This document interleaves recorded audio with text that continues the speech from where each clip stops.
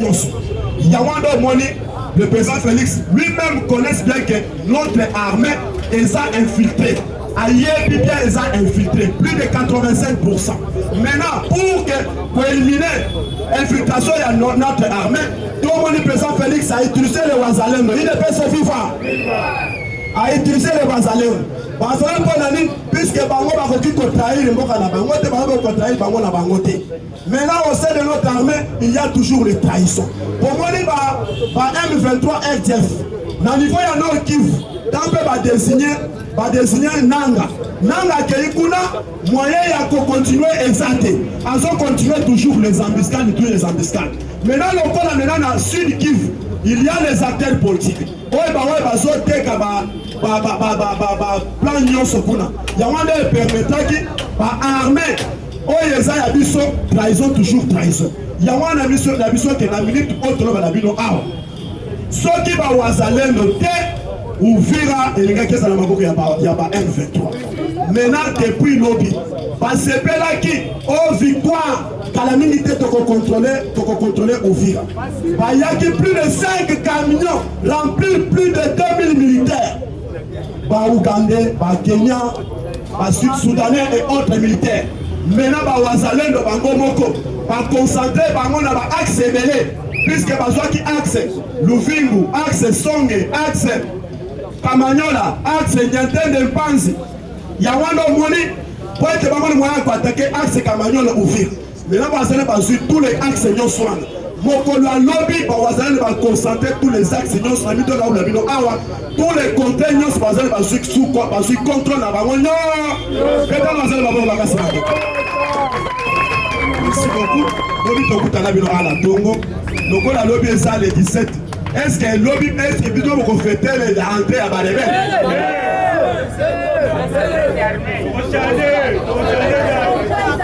Est-ce que vous fêtez le 17 mai à Barebel? Vous savez l'État à suspendre les dates à Barebel Wana. Pour finir, ministre de l'Intérieur depuis lobby, il ne peut se vivre. Ministre de l'Intérieur depuis lobby. Il est dans la cour constitutionnelle.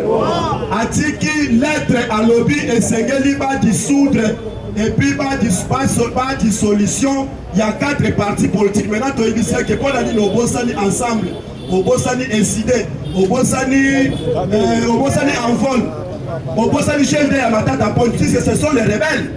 Maintenant, accueillir à Pessina nous 4 partis politiques. Et l'autre parti politique, ça peut perdre. Il y a politique en âme, mais je suis président de la République à bas. Accueillir à Pessi, Malamoko, CRP. Il y a Thomas Loubang. À Pessi, Malamoko, ADCP, il y a Nanga. À Pessi, MLC, il y a Franck Tchong. MLP.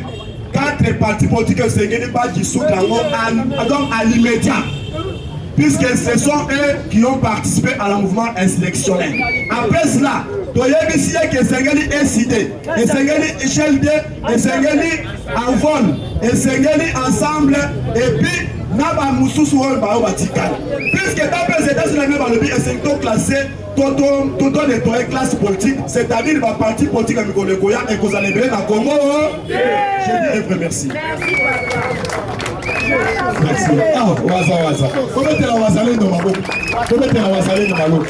Nous avons dit ça, un fait que beaucoup n'a. Mais nous avons ça. Lolo, nous en avons out. Na Frédéric Couteau. Mais nous avons une preuve pour être à d'autres qui n'aiment pas le côté où on va béguer rapide. Diplomatie, il faut. On a besoin quelque part, il faut le plus vite possible. Il faut mettre à 2 bords, 3 bords. Est-ce que il faut mettre à 3 bords, 2 bords?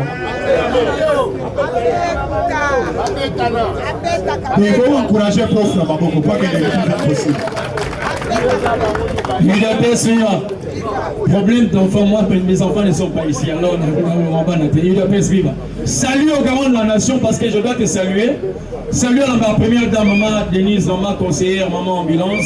Je salue la conseillère du chef Johanna. Je te salue RK, je te salue tout le monde. Je salue le commentaire. Il doit vivre. 1. Judith Toulouk. Jonas Miki, vous avez un ennemi. Na tous les gars, Judith Toulouk, Jonas Miki, vous avez un ennemi. ministre ya travail asali musala na ye na fonction na ministre ya finance balobi ke basalarié bazwa mbongo autant mais pourquoi olingi te kosigner yango et elle est même à suspendre le ministre du travail pour un temps parce que c'est premier ministre na yo eza ya fouette SMIC, c'est un mot. Il y a un diminutif, il y a un mot, ils ont allongé. Un monsieur qui travaille a droit au salaire. Et quand on parle de salaire, ils ont monté du 1er jusqu'au 30. Quand vous dites que vous avez au moins de 7 à 15. Ça aussi c'est un 23 côté Nidi Yambo Yaba. Premier ministre a aussi le SMIC. Alors que les travailleurs ont droit à leur salaire. Congolais, tout le bateau va rater. Parce qu'il y a ça moi aussi. Aussi, il y a les pas mobile na yo. Biso même les pas les pas passer na biso. On a dit que maman nous caté. Je dis la vérité. Et là quand même sa valeur on a mis sur ma combattant il te pèse ça va congolais.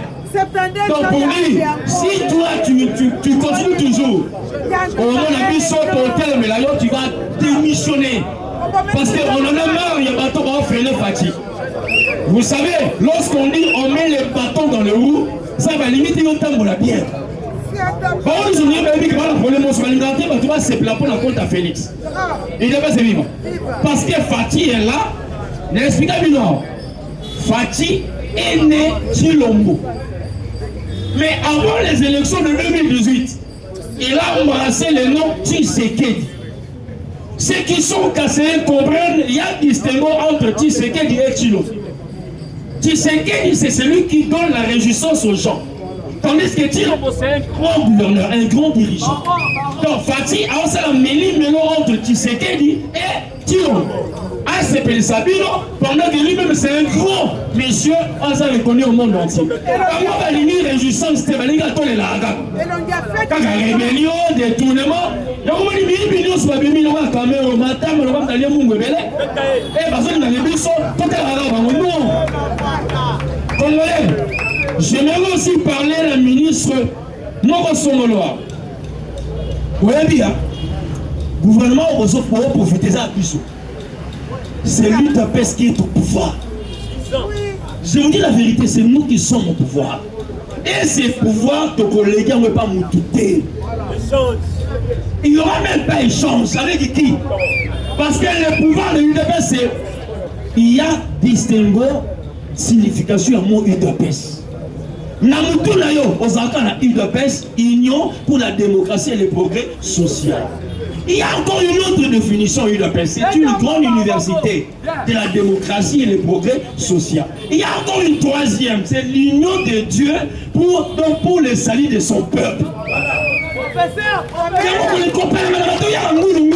UDPS est une philosophique, spirituelle, psychologique, morale, mentale et intellectuelle.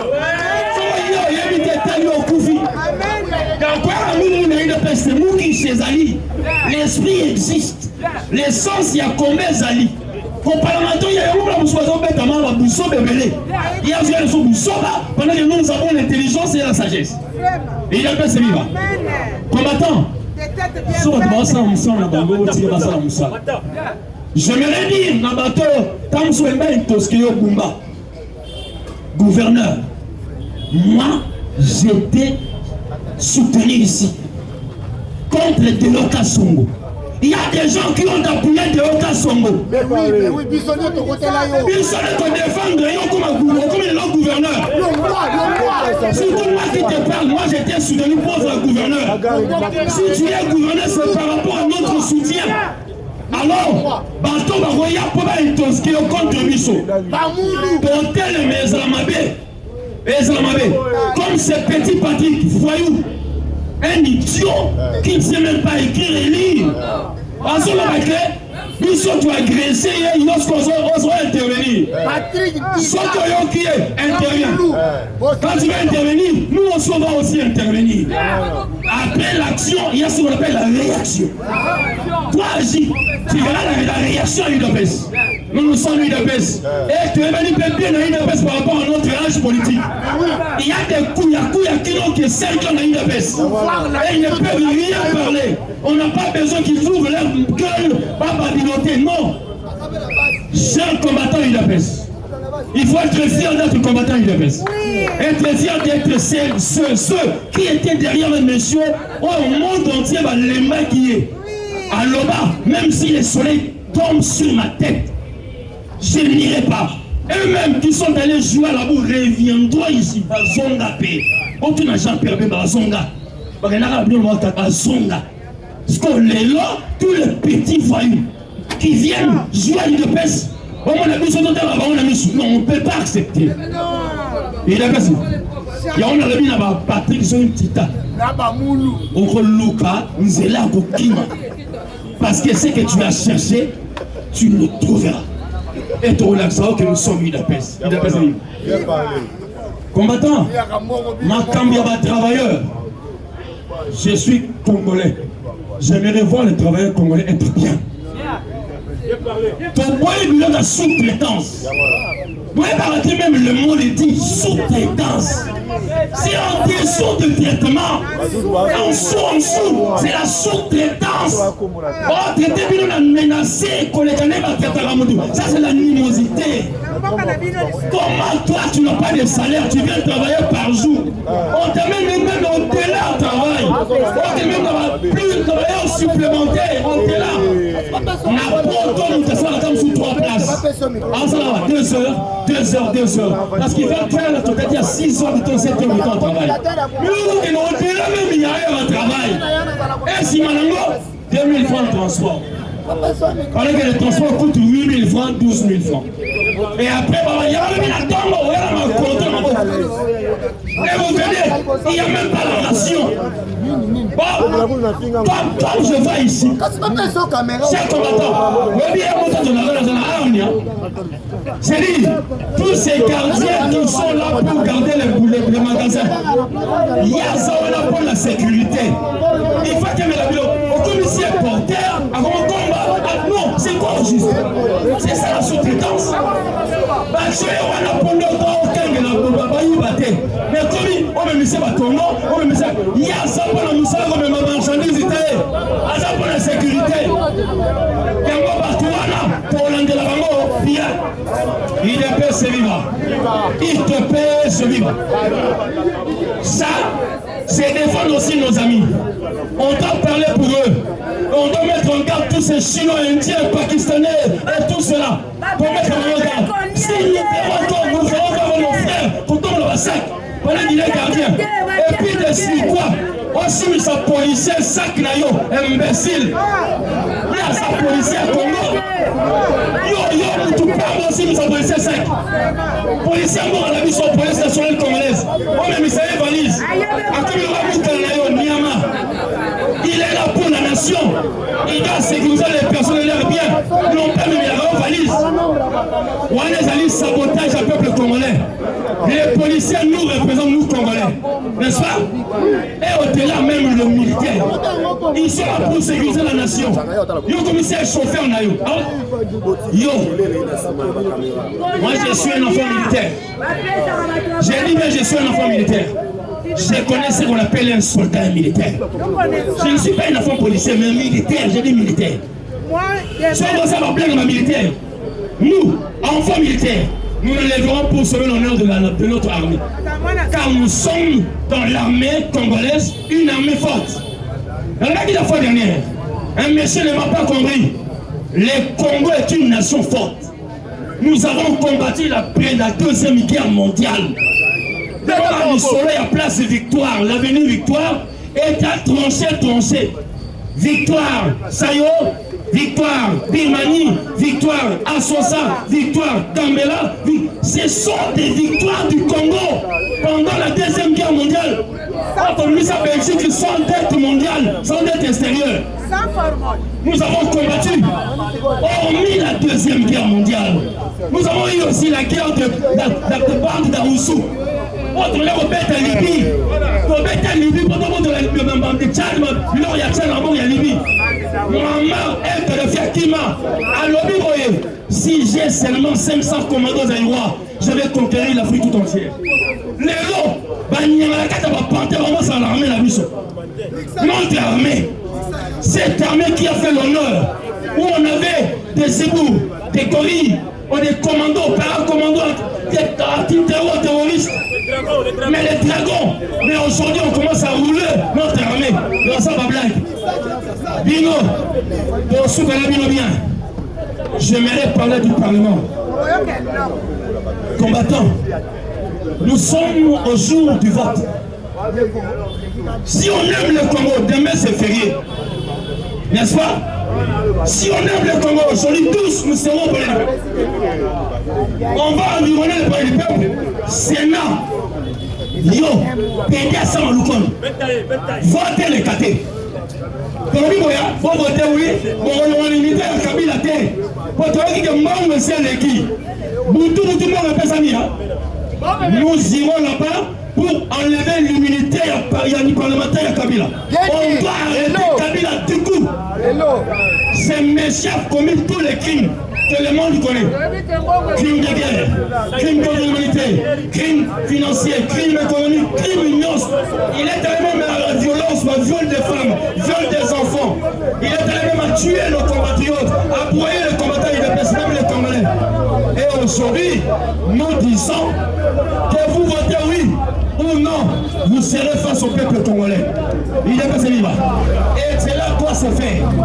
Hormis le Sénat, nous allons dire pour le Parlement, l'Assemblée nationale, chers Congolais, chers combattants UDPS, monsieur Vital Kamerhe doit quitter l'Assemblée nationale. Vital Kamerhe nous humilie. Il doit être Congolais pendant qu'il n'est pas Congolais. Il est passé vivant. Il y a moi qui l'ai dit, pour l'ennemi comment on a Vital Kamerhe dans l'Assemblée nationale. On n'a pas besoin de sa démission. Non. Il y a des choses où on démissionne. Il y a des choses que le peuple te contre que l'Ibanda. Il n'est pas celui-là. Démissionner veut dire Vital Kamerhe est mort habité dans le monde. Non. Parce que cette nation, c'est notre nation. C'est notre pays. C'est notre patrie. On est dans faiblesse d'Abino. Faiblesse d'Abisso. Mais nous, on doit le pousser à quitter pour le monnaie la place où derrière la hauteur de l'Assemblée, j'ai écouté, j'ai vu.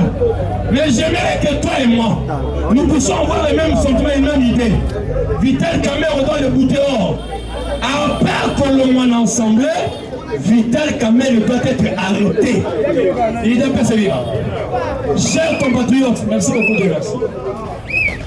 Vital Kamerhe se retrouve partout. Dernièrement, dans la quitté le sol bien ça c'est qui y a mais Vital Kamerhe a dit que c'est qui y a José Makila. Liba et Samana Wanda. José Makila a écrit lorsqu'Andriaba la lettre à Vital Kamerhe.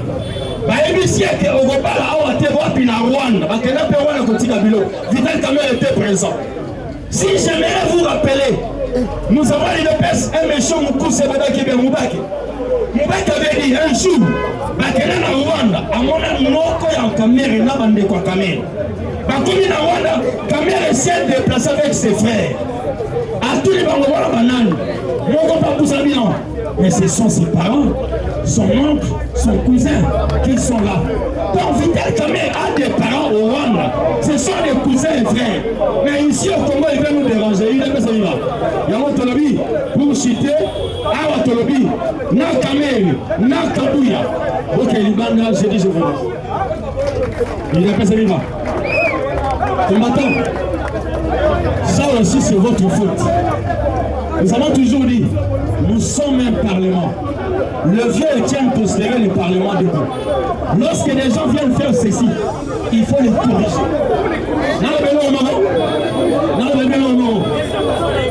Vieux Etienne, il était docteur en droit.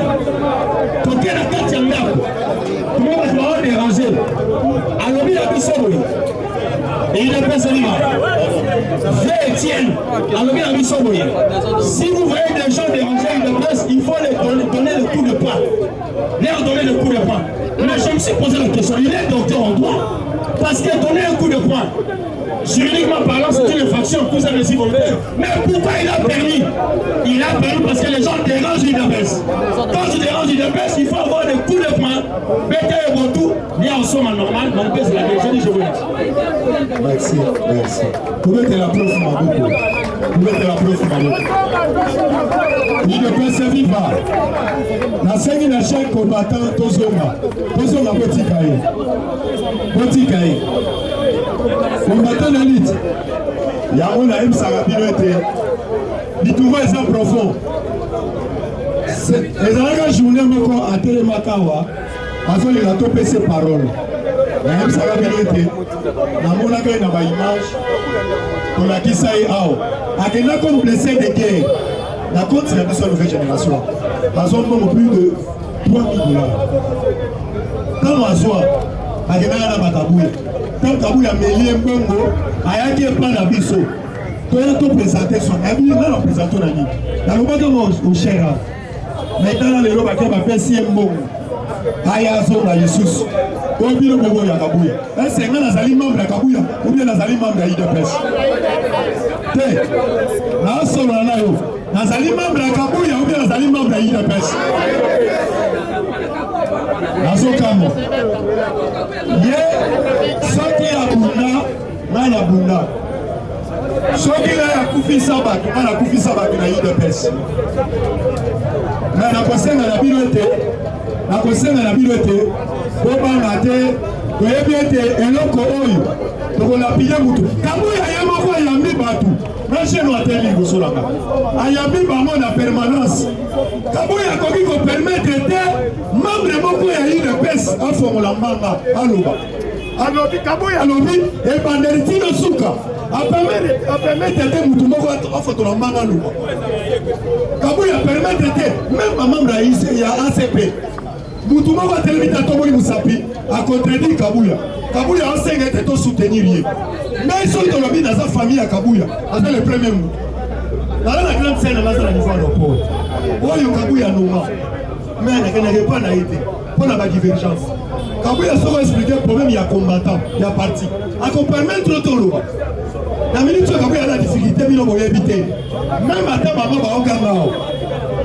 baokanga so tobi tokele bango na sur le plan juridique kabuya awanga na bango kosala politique kosala basentiment te bapesi yo mbongo nga na yati sekedise mai nakabuyise te $20 $10 kutu bapesi bango $10 wana te IDPS viva komatapesanga bivelonga IDPS viva eza biloko oyo nga na maîtrisaka te akenda asala ya ye biso mpe tosala ya biso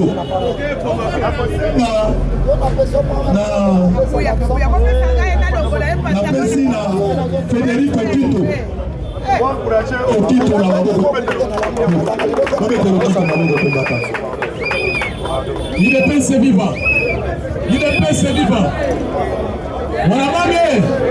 Voilà mama Mambo Maso doit tirer attention que la tension est tellement forte que tout ça ce sont des jeux pour déstabiliser notre pouvoir, notre parti.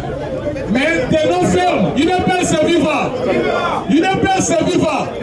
Donc papa il tient encore que la politique c'est la guerre des nerfs. Il faut avoir des nerfs solides pour faire la politique. Bien, donc l'actualité ezali boye. Nazobanda par rapport à la date ya lobby le 17 mai. Le 17 mai, balobi que ça c'est la fête des armées boyete. Mais dans le date wana, il faut pas le 17 mai par rapport à l'histoire. Parce que épuisant mon continent canéré. Parce que l'armée, sans telle histoire de la force publique, va créer une ordonnance coloniale, un décret colonial. pour créer la force publique. La force publique a été créée le 17 novembre 1887. Il ne peut se vivre. Il ne peut se vivre. Parce que, prof, comment nous est très important. Alors, c'est une université. Il faut donc la reconnaissance sur le Coran. Parce que date, on a créé un la mission. Et c'est ce qu'on a. Parce que date va créer un la mission. Ça a été le 17 novembre 1887. Alors, date, on aurait fêté la fête de nos forces armées. Dans la bénédiction des forces de mission et armées de mission, faisons le 17 novembre. Ceux qui m'ont dit le 17 novembre, parce que mon bout était un autodidacte, ils connaissaient l'histoire, il y a armée. Donc, c'est-à-dire chef de l'État. Et si nous sommes en Allemagne, date que le 17 mai, en fait, il y a armée, il faut que nous contient nos dates, il y a le 17 novembre. Parce que les archives sont là. L'archive est allée même dans la présidence. Il y a tout un département d'archives. On va la maison, on va voter on va créer une force publique. Il ne peut se vivre. On est allé pour la cet éclaircissement. Parce que date à lobby, et ça c'est une fausse date. Pour le dossier à SMIC. SMIC, on nous a conseillé là le lot, et ça va coûter 7050 francs par jour pour un travailleur. Et ça SMIC, et ça conformité pour la vie quotidienne, il y a Congolais. Le ministre, l'actuel ministre du Travail, Ephraim, que je félicite, a été qu'on revoit à la hausse, a été que 1,5 $, a été qu'on a taux du jour. Que par jour est comme à 14 500 pour un travailleur. Mais, et là que ça m'inquiétude, il y a madame la première ministre, à ça qu'on soit décret, il y a SMIC pour l'année. Parce que lutte, il y a mon conservateur que ça dit, que le bien-être du peuple est congolais dans le deuxième mandat. Mais pourquoi on a ma question, on a compris tout là? Que maman premier ministre va faire une proposition, il y a SMIC. Et ça, la table est elle n'a pas signé votre point à Nîmes. Parce que les Indiens sont communs. Parce qu'on sous-traite mon abisso. On a travaillé au Kuna, on commet comme même pour la Masuba. Pourquoi? Parce qu'on a besoin de souffrir. Avec ma salaire, avec ma transport, à 3000 francs par jour, 2500 par jour. Dans ma cahier, à vos gens, à 1000. Pendant que son transport est 2500 par jour. Parce que ça va vous contredire. Parce que ça va transport à l'oralité. Nos frères, parce qu'on souffrir. Mais si quand il va 5 qui va mettre la maman SMIC, si quand il y a un premier ministre, on a pour la salut public, on a pour la bien-être des Congolais. Mais si quand on a pour la Nîmes. En tout cas, maman premier ministre, ou soit aux premier ministre Congolais, ou soit aux premier ministre étranger, ou soit aux M23. Parce que nous sommes déçus. Et là, on va voir la SMIC, proposition ministre pour menacer même le ministre du Travail. Je ne suis pas le défenseur du ministre du Travail, mais je suis dans la logique et je suis loyal. Il faut SMIC, Ouana et Salim. Il ne peut se vivre. Si on a quelle actualité politique. Par rapport à l'actualité politique, tu as dit que mon continent a été qu'on soit sanction, gouvernement a besoin de sanction contre Rwanda Air. Rwanda Air, il faut que ça compagnie à la Qatarien. Et ça, l'opérateur économique rwandais, c'est décidé qui va la compagnie aérienne. Moutaïta que Rwanda Air qui t'a awa, c'était Azalia Souroubé Rwanda, parce qu'il y a intérim dans le ministère du Transport. Il ne peut se vivre. Mais, et là, on doit comprendre une chose. Rwanda Air, tant que dit qu'on quitte awa, il y a un général rwandais à l'objet une chose, ceux qui doivent tirer attention. Alors, il est fort. Autre Sahara africaine, il y a qu'on conquérir le Congo. dans 9 mois, avec le Rwanda Air, tu peux conquérir le Congo, l'espace, il y a 4 jours, même une semaine. Ça, c'est un général rwandais. Pourquoi? Rwanda Air, dans le combat qui a, et comment servir l'infiltration. Par exemple, il y a la force spéciale rwandaise. Mais la plupart de ma filles, comme hôtesse, c'était des officiers de renseignement. Même ma pilote, c'était des officiers rwandais, qui ont un cadre pour espionner, pour créer incursion. Mon corps a la griffe à Kinshasa. Il ne peut se vivre. Il y a mon moni, mon continent, à tant de bagages rwandais bandits. Et là, quand il bosse à Salaki, à Kati Bakor, de suite aux acquis, on a minéraux avec le Rwanda à annulé en haut, puis à bien du Rwanda Air. Pour mettre un quartier général dans la Goma. Mais là, avec la guerre, le gouvernement qui est allé plus loin, il y a menacé Rwanda Air et utilisé l'espace aérien à Bissoté. Dans le mouvement, on est comme ça là, Rwanda, Poti Congo Brazzaville, 2 heures, mais dans le privé qui va l'espace aérien, on va comme ça là 4 heures. Et comment on goûte un coup et belé. Il y a un moment que compagnie est quittée parce que les gens dans l'action, sur 100% d'action, Qatar na Rwanda Air à 60%, Rwanda Air à 40%. 40% des gens opérateurs économiques. Il y en a qui savent que Rwanda Air c'est une compagnie qatarienne. Il y a un moment que ceux qui sont américains, les Qatar, à Congo, c'est parce que Qatar, ils ont joué chez les Français. Il n'a pas ce vivant. Qatar n'est pas avec nous. Qatar, ils ont joué chez la France. Qatar, ils ont défendu l'intérêt naïe. Parce qu'ils ont investi les bébés dans le Congo, parce que les gens sont au Tali. Président, avec l'intérêt naïe, ils ont en Rwanda. Sauf que les gens demandent trop, les gens qui sont au niveau de l'Arabie Saoudite. Les Saoudiens, les la vérité, ils ont guerre au Congo. Surtout le niveau du ministère des Affaires étrangères de l'Arabie Saoudite. Ici Donald Trump, ma maison est que le Congo et le Qatar. C'est Qatar qui finance les M23. C'est Qatar qui finance le Rwanda pour faire du mal aux Congolais. Même au sommet de Biloko, comme ma président à Doha, c'était une manière, Yakotia, président et Lamba Mouinounélo. Les Qatariens babatamaki, mais les Américains seront connus que Babengani batu nyos. Même comme Obasanjo. Obasanjo n'est pas un médiateur. Obasanjo c'est le parrain de la balkanisation. Vous voyez bien il y avait un homme dans ces pays. Na Congo, il y a Mwanda Zamboko Atumba.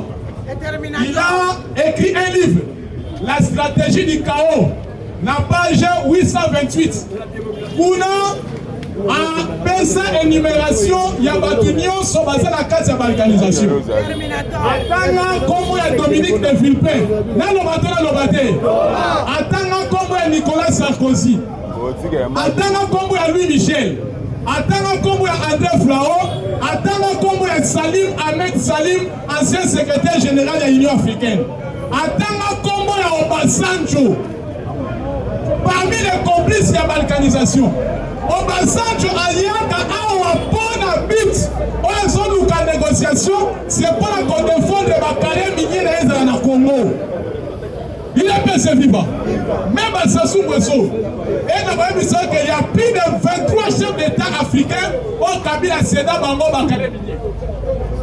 Basé Belé, nous sommes combattus. Il y a un moment que dit États-Unis, Congo et Botoli Batola Nyonso Bakare minier. Il est passé vivant. Macron Moya Yaka Ayaka pour la proposer par le président Tshisekedi. Nous sommes prêts à travailler dans notre territoire.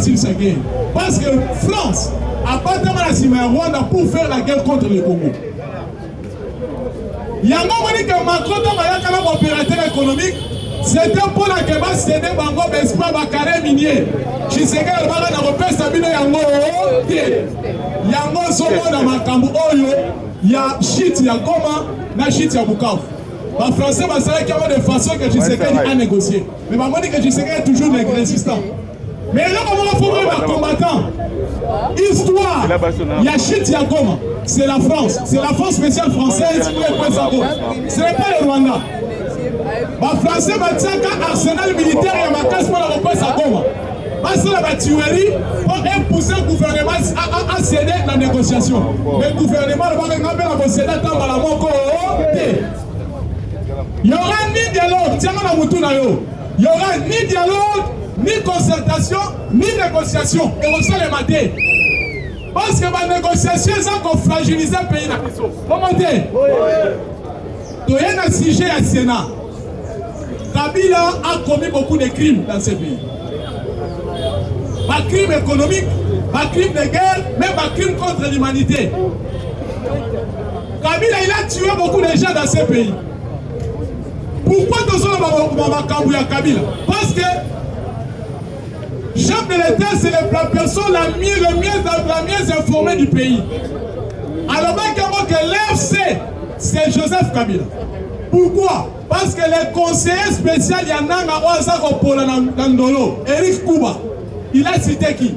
Il a cité Kabila, il a cité John Numbi, il a cité André Claudel Lubaya, il a cité aussi Franck Diom.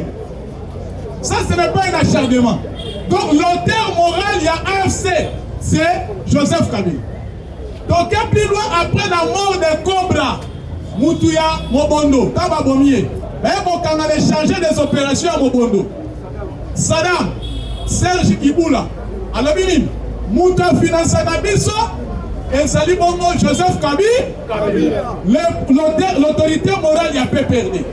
Ce sont des preuves palpables à côté de ça que Kabila n'a Moutazali un mal pour ce pays. On Sali Bongo auteur, il y a déstabilisation en Boka Nabiso.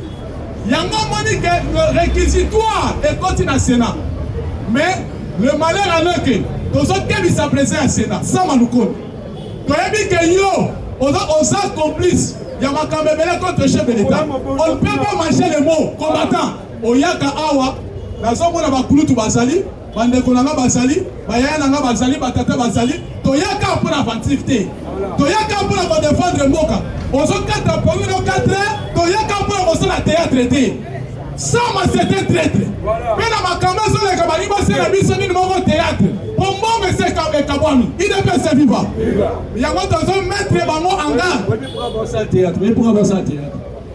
En face du PLP, on a mis l'INA là-bas. Le signe national des arts. Il peut aller à l'INA. Laissez les palais péter. Yango, Tolobi Boy. Ceux qui vont salir aventure. Nous sommes un peuple. Nous sommes les souverains primaires. Nous allons écrire une pétition pour recevoir avocat. Donc, on saisit cour. Et la cour va suspendre toutes les activités du Parlement. Bon matin. Nous allons saisir le procureur près de la Cour constitutionnelle. Et il va suspendre toutes les activités du Parlement. Parce que ces activités, elles ont la capacité, elles ont habilité à procureur près de la Cour constitutionnelle. À suspendre en haut. Nous allons demander ça. Parce que nous sommes, parce que nous sommes la mise sur le Komoko. Il ne peut se vivre. Parce que nous sommes comme la Bambo. Quand même, de l'autre côté, elle a créé une crise institutionnelle à leur faveur. Parce que ma tête a pour le Baïba Mbongo. Baïba Mbongo. Il ne peut se vivre. Même dans le Bakama, il y a 100 jours. Vous voyez que les Américains, ils disent qu'on a la traçabilité de l'autre fois. 30 millions de dollars de Bimana Makamba 100 jours. Et Bimana a une banque même dans ceux qui africains. Et Bimana aéroport, et quand il Liban, pour la soutenir par Hezbollah. 100 jours de financement américain va appeler ça pour l'alternance. Mais monde détourné par un individu. Et c'est tout ce qu'on dit, Yango de lobby, il faut président de la République. Et là, on a besoin de faire ces années. Mon thème à maman, il y a besoin de faire souffrir Biso. Mon thème à maman, il est qui? Quand on a un bisanga loko moko. Moi, un jour, ce qu'on va mon compte. Mon compte, c'est un maman, la moko. Président Longola Mawa. Donc, il y a bien que c'est la pasteur d'église, la ville, on a ceux qui a Philadelphie. Solo, c'est la pasteur. C'est là mandat de ceci là, on comme on a pas pasteur. Quand on a mon compte en banque, pouvoir les hommes à qui là. Le pouvoir est sacré. Ce que c'est qui est au bon, ma bosse a dit bon. Ce que c'est qu'on a dit clair, kanga. Pour personne ne vérité. Papa, tout ça, la maman, tinga, balingi yote. Parce que est la union sacrée, va sorcier. On est dans le gouvernement, va sorcier. Même dans le cabinet, va sorcier. Même dans le tinga, va garder, va sorcier. Si vous avez un nain, vous avez un moko, vous avez un pâté 4 bankos. Il y a un mot de l'homme au Konzamboka, Sunga Biso. Peuple congolais aligné que la mandat na yo, vous avez un moko, vous avez un maquillé à Mboka. Vous avez un maquillé à Congo. Vous avez un maquillé à Mboka Biso. Sunga que pour la mandat na yo, Congolais se retrouvé, Congolais pas se fait là. Il est pas se vivant. Merci. Comment la Frédéric écoute le parlementaire debout. Il a passé vivant. Je demanderai à Bandego à sa sécurité. Si vous sentez que vous êtes incapable, nous-mêmes les présents, nous allons le prendre en charge. Parce que nous-mêmes, nous sommes des combattants UDPS. UDPS, parce que ça, c'est la blague. Pendant séance, les gens commencent à venir nous déranger, nous agresser. Nous sommes Nous sommes des vaillants guerriers. La préférence qu'on le roi va combattre sur la face, mais on va le faire. Je suis aussi cofondateur de la force du pouvoir. Mokato, Seba, Fabrice, Boni, tous la pile qui est dans la Ligue des jeunes. Nous avons fait ce qu'on a fait. Et on a fait la fête FD. Donc si les gens coupent, on va trouver qu'on dirait tout ça par blague. On va maintenant, tout là, c'est la bicep, la bisou. Et puis là, on peut faire l'immanto. Avant que la mère, on peut commencer avec vous. Ça sera mieux. Je dis, je vous remercie. Merci. Merci beaucoup. UDPS viva. UDPS viva. Ça va vivre, UDPS viva. Le parlementaire debout. Le parlementaire debout. Le parlementaire debout. Là, on a déjà Charles Onana. Vous avez un programme. Nous sommes dans un hôtel de vie. Lundi, parce que l'objet samedi et l'objet vendredi, férié, samedi, il y a la journée anglaise. Si vous voulez lundi, nous sommes dans un hôtel de vie. D'ailleurs, nous sommes intimidables. Pourquoi?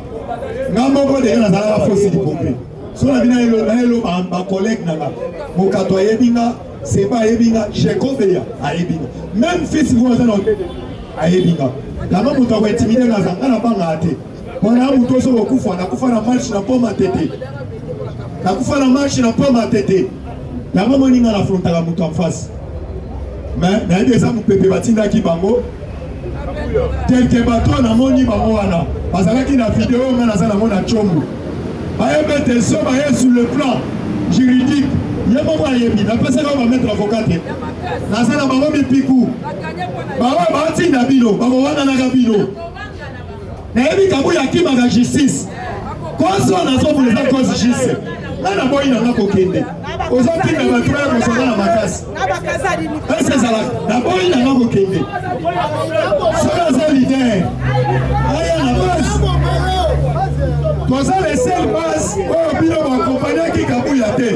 Quand on a la cabouille en permanence, à permettre après ça vient parole pour tous les mituna. Quand il y a un moutabani pour le bâti qui nous souka. Il y a aussi on y est, on a besoin de même si la macasse. Il y a le chaluma. Bena mutulayo matoi. Fais à sola. Bena mutulayo matoi. Le fait Gérard Kananga. Naso belela. Kabouille a le loi tili batunaye. Soit le ville de la tche batouana en défi. A hôtel Malangate. Naza nanga mobolo na façon nanga mais famille nanga kabuya yebi ayebi mais na famille ba wati sala pour na la famille politique so la bina tchaka makamo ala lu ba ko paratamba mo watu na shiri kalubi UDPS viva to ba ngisa azo promettre bino le laisse la malasuka soki boye lisusu omoni papa asimi libaya na koye bisayo ba beta yo. Après tout c'est la famille na yo to tanga ba o to bengi ba makolo na yo o combien wa no lengeni pe mutuni nya tindi yo boye te combattant to za ba combattant ba te za ba combattant lelo les ala qui préfèrent kabuya mobiliser pour le parlement l'objet moko benisi ba député. Les députés vont se représenter tous. Les autres sont majorité. Et ça sont les personnalités. Les autres sont Malokonde. aza na niveau pour être na militaire Kabila lobby Kamere na niveau assemblée nationale pour na matata ponyo somoni bango pour se présenter nani muto présenter Kamere qui a bêti Kabuya na assemblée nationale boy alobi na yo pe Kabuya bokilo na ngai oyini makambo to sala na yo parmi bato bati na bino Kabuya sitaki et Fachi na cité Oya asitaki 4 personnes par va soutenir que na makambo le kaki na mboka oyo esa sitaki Kabuya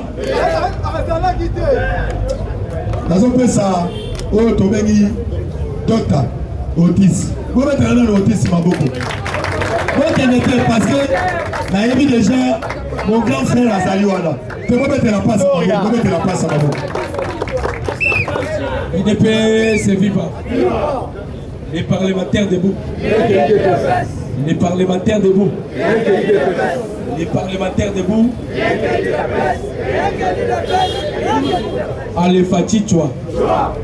Fati, toi. Fati, toi. Bonjour à tous. Bonjour à tous. Bonjour. Nekopesanga matoi na sengi bino na bopesanga matoi na oloba bino mo lelo yo pesanga matoi peut-être soki bo mona ngai na oloba te bo comprendre nga omoni neto ya ka gouvernement na biso na présidence nous ata ba mikate tozwa kata mboko te nous n'avons pas de travail et faire koloba na komi ko katolo pasi sikoyo je profite beaucoup plus ko sala mingi na YouTube parce que nazora moi mukie na YouTube ke koya ko range awa otamu na rovanda na ndaku na bana misatu o pesa ngai mbongo te gouvernement ko pesa ngai mbongo te donc bo sala na rigueur makasi te envers ngai so bomoni na vandi nazo batela tolo président de Versailles y a-t-il pas des hommes de Dieu pour délivrer Oya Mobi? Je me pose la question, y a-t-il pas des hommes de Dieu? Papa Gilles Moulindo, on connaît que c'est la Moukontambo qui a délivré Oya Mobimba. Mande comme Congolais. Donc, qui m'a natango, ma na kata distraction.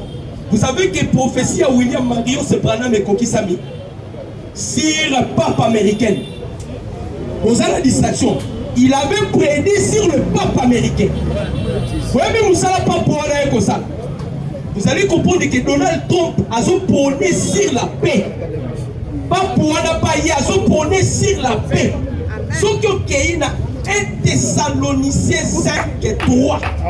Bible lobby, quand les hommes parleront de la paix et de sûreté, soudainement une ruine les surprendront. La portion écuménisme, c'est-à-dire, Makambo Bozomona, si vous allez dans le livre d'Apocalypse, on parle sur les marques de la bête, c'est-à-dire, à lire où va les choses, on va imposer les modes. Avant qu'on soit accès à la mode, tu dois avoir le marque. La foi, mais dans le bon qu'on a eu, il est possible. Donc, mélanger politique, hein? Là, c'est qui est spirituel. Amen. Bakatange bazaki kobeta tolo. Bakatange bazaki kobeta tolo parce que doyabité. Otis bafo katange. Bafo katange. Parce que des katange à solo sont des Congolais. Oh nous, rétropissants des katange, sont des faux katange. Un véritable katange est bikaza Congolais. D'ailleurs moi on a qui katange photo longolango. Il faut les appeler des Congolais. Mais des faux katange. Bazaki kobeta tolo na grand katanga. Vous avez suivi Moïse Katumbi. Na TV5 a lobby minéré na Congo ezali sous-souté. Moïse a pleinement raison. Oyoka, il a pleinement raison. Dieu a bouleversé calcul ya monde. Merci. Tous les minéraux qui se trouvaient dans Grand Katanga, Dieu l'a pris, il a déplacé à Tikiango dans Congo central. Dieu a déplacé les minéraux. Quand nous avons besoin de Katanga, soit Katanga Siko. Les Japonais basent l'expertise. Balobi cuivre va tout dire là-bas Congo. Et tu vas la consalater dans mon kili. À part cuivre, on a même Voilà maman. Naloba. Nasakola. Tokana biso nyoso ba. Aleko. Kolongwa même na cuivre wana. Eza le minerai moko eza ebimi na ba Congo. Minerai ebimi na ba Congo. Ti sikoyo ba japonais bazoluka ba pesa ngo kombo. Bazoluka ba pesa ngo kombo. Aleko. Na bisaka bino mais de fois. Na ba recherche na biso tozo sala. Na kutama na cartographie ya 1600 ans. Oyo kangabi. Na cartographie il y a 1600 ans. Cartographie Afrique. Et si quand il y a carte, il y a la République démocratique du Congo, il y a vide. Bakoma mot à la terre. Bakoma pénitaille terre. Et ça à la terre. Et l'Ingi Koloba, la terre est bénie. Minele, Ngate. Dans 1600 ans, Minele avait déjà cette révélation que la terre la plus bénie au monde, c'est la terre de la République démocratique du Congo.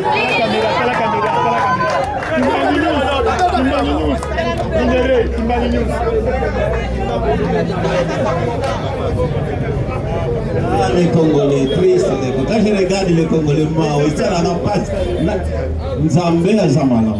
Nalina Bakisaka Kailoko. Ça c'est une université. IDP c'est une université.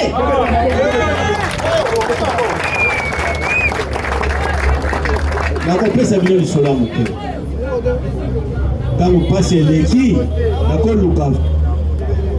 Moi, la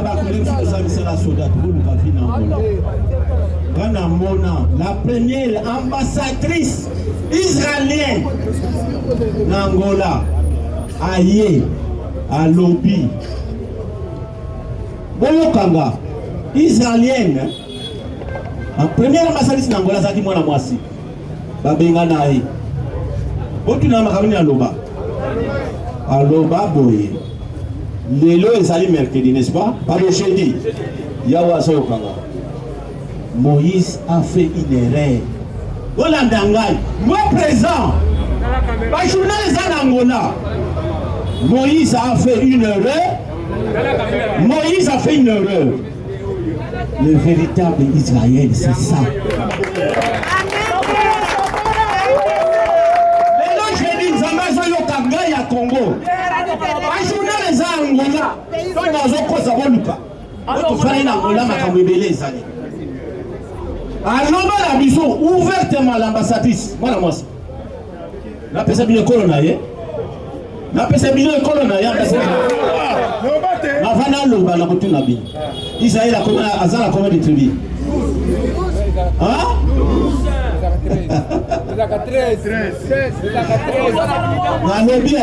Soit qui nous a la passer à Solo à Congo. Les gens vont en Israël. Le Kotuna. Tribu Congo, pas la mise en Israël. Voilà. La solution. C'est vivant. Il est pas c'est vivant. Mon maman, mon maman. Problème la biso ba Congolais. Et l'on a ma paix pas à Congolais. La vie ça la biso. Ba Congolais tout ça qu'on s'est sous-estimé biso. Moi, je bénis Dieu parce que Dieu a permis que Tshisekedi soit le président de ce pays. Président Félix, il place au sein de Oya ou Soyoka. Dans le makamé de foi, le président Félix, si vous êtes en vie, c'est parce que vous avez la garde de corps et bénédicté.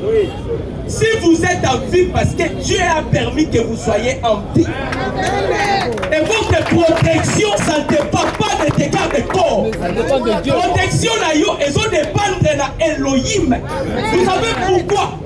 Parce que le président Félix a su mon compte. Hormis roi Salomon dans la Bible. Dans la Bible, hormis Salomon dans la Bible.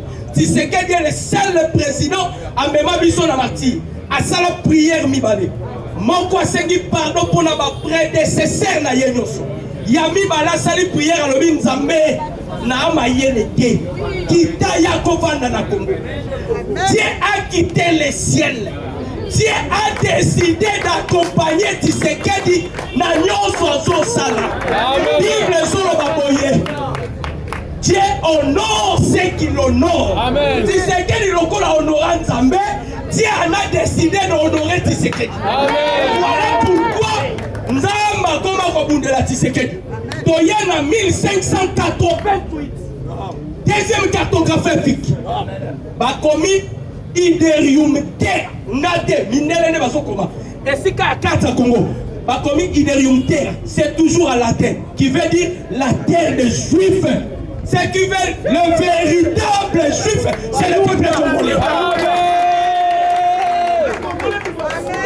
Le véritable Juif, Makambo, la soya bisabino, minele bayebi. Oyoka. Mwana mama ye. Mwana mama. Naloba. Nasakola. Nana Ramu Congo. Je suis du Congo central. Mais la Nina et Bisabino, parmi ma peuple le plus béni au monde, Balouba Bazaba béni. Comme ça, la masse est quittée. Amen. Na Balouba Bazala Canadien Tribi. Amen. Bazala Balevi, Bazala Bajida. Balevi Nzamba Bongisa Bango pour les sacerdoces. Bajida Nzamba Bongisa Bango pour la royauté. Tshisekedi qu'on soit pouvoir. Et c'est là qui dans sa préséance de Dieu. Dieu préparait l'homme. Parce qu'il savait bien que les Congo étaient vendus dans l'occultisme. Nous avons qui préparait tout pour venir délivrer la République démocratique du Congo. Tshisekedi a la clé que Dieu lui a donnée. Ce n'est pas Tshisekedi. Bandeko, je vais parler de votre président. Nation, s'il y a numérologie. Tshisekedi a sa chiffre 11. Oh, Jésus l'obéla des pouvoirs. Jésus l'obéla des esprits. Esprit féminin, na esprit masculin. Baso benga yango être androgyne. Quand vous voyez le président Félix, azalaka mon esprit neti ya mwasi.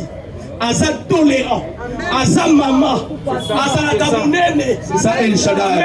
El Shaddai. Maman Denise Azoloba. Alors quand mon mari décide Azonga Kassimate, l'esprit des hommes, quand le président Félix dit non, oh ma tabo kitano et Tikali, non. Prends d'abord ton offrande. Ça c'est l'offrande du prophète. J'aimerais dire, ce que Lotis a parlé, c'est aussi la nature de Dieu. Dieu a une nature, a plusieurs natures. Quand on l'appelle El Jireh, Jean va Jireh, c'est le pourvoyeur. Quand on dit El Shaddai, c'est celui qui a le sang. Nazar Mabel.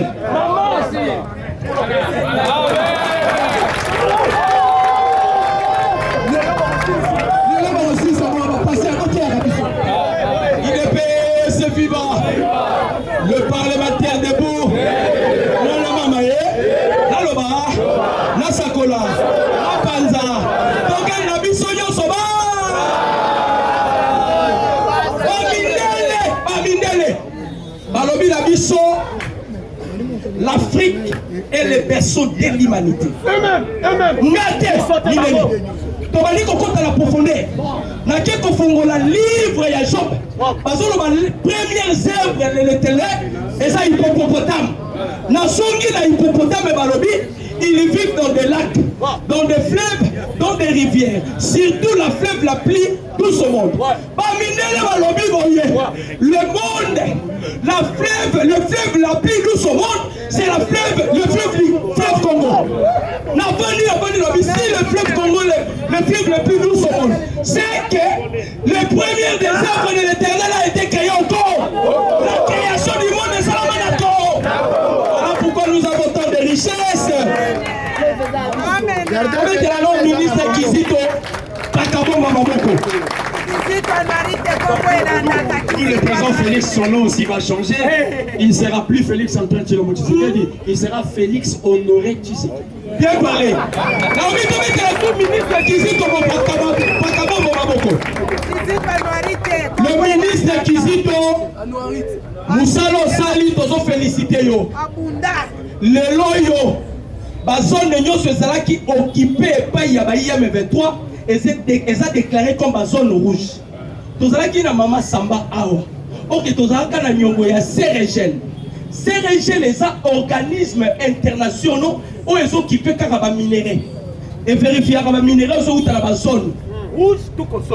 Trois voleurs. Tozo participer na CRGL dans le baraté. so bani baloba ozala banyo grâce à ministre Kizito Pakabombe tofuti mbongo to avancé na 2025 mbongo mususu maintenant tokomi bato soki tolobi même les Américains va s'incliner et puis ministre Kizito a plus loin a lancé ezali bongo vision pour la minéraux ebimi na Congo bandeko balobi réserve ya cuivre artisanal non exploité la dali nzambe na bino nzambe kwa saki dila tu as béni le pays Congo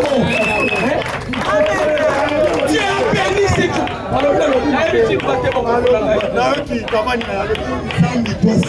nzambi doit saki dila Herman Cohen a causé la bisote. Herman Cohen a lobby Tshisekedi, c'est un génie. Herman Cohen a lobby, c'est un génie. Ton vali de lobby Tshisekedi au génie. Mais biso ba causé biso atangate. Bato ba lobaki atangate. Bango moko ba ke ko décorer na honoriza cause. Bandeko lobby zalaki deuil national na Uganda, na Rwanda. 5 camions à soda, RDF, IPDF, à côté qui axe Kamanyola. À côté qui axe Kamanyola, à qui koya na Katako, Katakota, pour baya attaquer Uvira, Bandeko. Biloko eleki wana Rwandais balobi non, ce sont des drones burundais. Babi babomi, mutabimi vivante. Moutabimi vivante. Vous la politique du président Félix Azokena. Me repose en désordre. Ma caméra va ça la erreur. Il est personne vivant. J'ai aimé parce que tu as dit que le président c'était un génie. On l'a qualifié de génie. Donc il y a un paramètre à ma caméra. Nous avons des idiots, des imbéciles, des bourriques, des intelligents, moins intelligents, intelligents, très intelligents, trop intelligents, érudits, génies. Il faut comparer pour un côté bourrique, pourquoi on a génie, quels sont les étapes passées. Et comprenez, tous les Tshisekedi, et Kabula, et Kamere, et Kagame et consorts, des panthères sont des bourriques, des imbéciles, des idiots. Parce qu'on pendant au côté Félix Alifo, il est moins intelligent, pas intelligent, très intelligent, trop intelligent, érudit, et puis comme il a génie.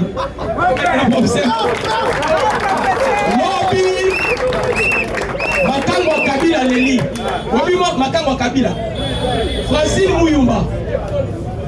Mouyumba, allez, pourquoi Leli? Sama Lokonde, pression qui surtout la pression numérique. Et il a jeté l'éponge. Mais on nous a informé, Momo et Tamboli. Moutakoti si Momo et Kabasé. Et pas un sénateur, parce que les lois sont examen réquisitoire. Il y a un dossier pour la lever à l'humilité à Joseph Kabila. Kabasele a tabousi Momo et pas un sénateur. Problème est ça, Boé. Bango Basobo Sada, Bandeko. Espace. Amen. Le temps que nous avons, c'est le temps de peuple congolais. Ce qui va salir blague, qui va député, on a besoin de chômer. Donc, on a l'Assemblée nationale. Amen. Donc, bloquer, Moutako Tate, Moutako Bimate. Maintenant, on va comprendre qui est à la tête de ce pays. Bande Konanga na oye bisabino vrai. En français balobaka. Ce qui est extraordinaire apparaît, ce qui est ordinaire tombe au profit de ce qui est extraordinaire. Bande Konanga comment dit ce que Dieu vous à la tête de ce pays. Adam mutu normalité. Azam tout normal est. Voilà pourquoi j'ai toujours dit c'est un Dieu à mort. Donc pourquoi la Lobarabongo? Lorsque Dieu donne une mission à une personne, Dieu va donner toutes les potentialités à ces derniers pour réussir la mission par laquelle il nous a plaisir. Mon cannabis au Congo est les réserves mondiales sur tous les plans. En 2030, on parlera sur la transition énergétique. Mais qui lui a donné sa photo, on a besoin de la République démocratique du Congo. Quand on a un problème, il y a pollution dans le monde. boyeba que forêt équatoriale na bino oyo c'est le seul forêt oyo ko épargner monde devant la pollution. Devant la pollution tozala mona mo. Je vous remercie.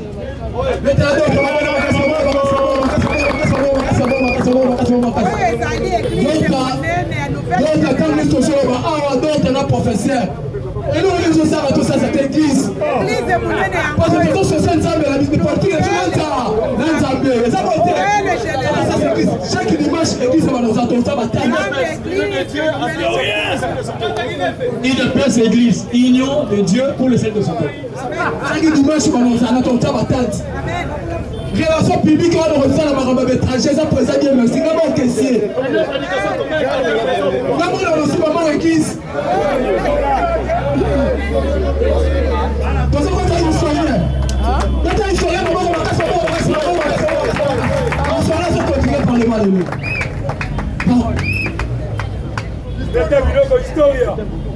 UDPS viva! UDPS